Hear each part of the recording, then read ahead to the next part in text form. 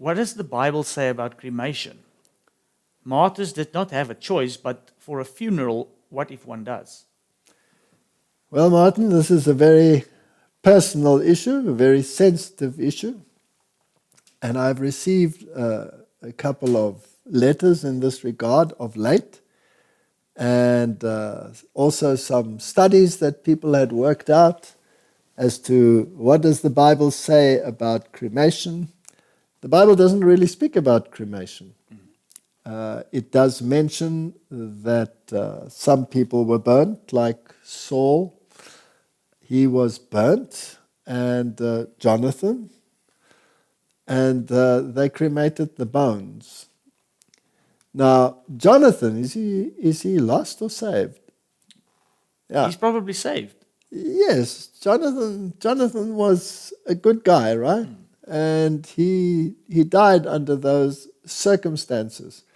So if cremation was a problem, like Catholicism originally taught that you should not be cremated because you would not be found when Christ came to resurrect the dead.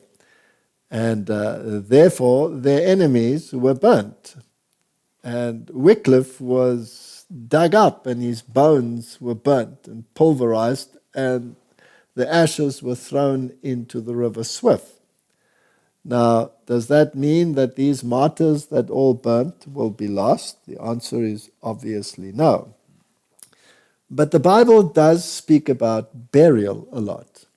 And right from the beginning, you read about the burial places that Abraham secured and how meticulous they were that they were placed in the right burial chambers. Even Joseph asked for his bones to be taken out of Egypt back to Israel. There are a couple of questions here. Is God dependent on the physical material that you consist of in order to resurrect you? No. All right? How often do you change the physical material that you consist of during your lifetime? I think, don't you do it yearly? Every 8 months about, you are a totally new person. So in 8 months' time, I'll be looking at another Martin. A little bit older one. Yes, every mineral and everything will have been replaced by then, and you have a constant turnover. So biologically, who are you? And on what part of it is God dependent for your resurrection? On your character. Yes, He's interested in your character, and He's going to give you a new body, a totally new body. What that looks like, we will find out one day. So purely scientifically, what is the difference between normal decay and cremation? Scientifically, the process is speeded up, right? There's a tremendous speeding up of the process. And what is the advantage of the one over the other? Well, people are emotional about bodies and burial places and graves. And, you know, if you have an identity and you can go and see that person's grave that you feel very close to, that gives you some form of comfort. So does that mean that the Bible condemns cremation? No. The answer is no, because you cannot find it in the Bible. So it is a very personal decision, I think so too, as to whether you should allow cremation or not. Now, in some countries where space is of the optimum, like in Japan, for example, you rent a grave for a while, and then after, I think, 2 years or so, you have to make room for someone else, because space is just of a premium. So there are all of these issues. Now, if I can relate a personal story, which is not always a very nice story, but my parents were buried. They weren't cremated. And my mother was buried in a family grave. And then her twin sister, when she died, was buried in the same grave. And so the grandmother and the family, they were all in the same grave. And then a couple of years ago, the city decided to expand the road system. And so they had to exhume the graves. Sure. And they had to remove the bodies.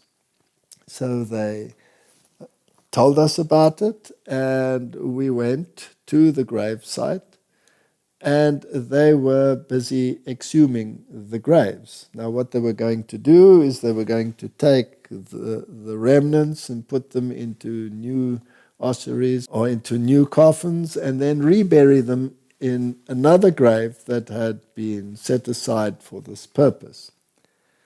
Now, when we got there, they were busy. Now, the graves are only of a particular size.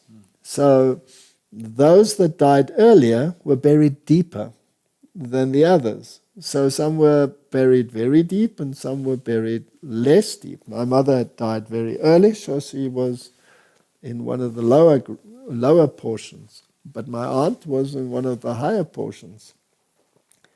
And as the man was busy with his pick, opening up the grave, all of a sudden the skull of my aunt came up on the tip of the pick, which was very disconcerting.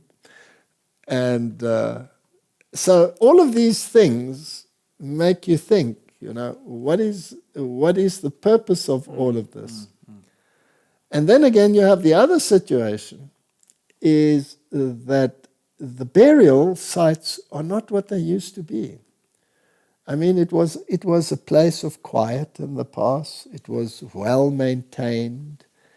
And then neglect came in, and eventually vagrants came in, and there were grave robbers trying to find jewelry somewhere on the corpse, etc., etc. And a lot of desecration.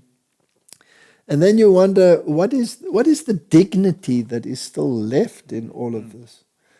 So these are choices that people will have to make. But my personal opinion is that the one process is just a faster process than the normal decay. Biblically, there is no verse that speaks against cremation. Fact of the matter is, many thousands upon thousands, if not millions, of God's saints were cremated. Yes. Not by choice, but by the actions of their enemies. And therefore, God is concerned with character. But if your emotional attachment is such that you cannot deal with it, then by all means, use burial.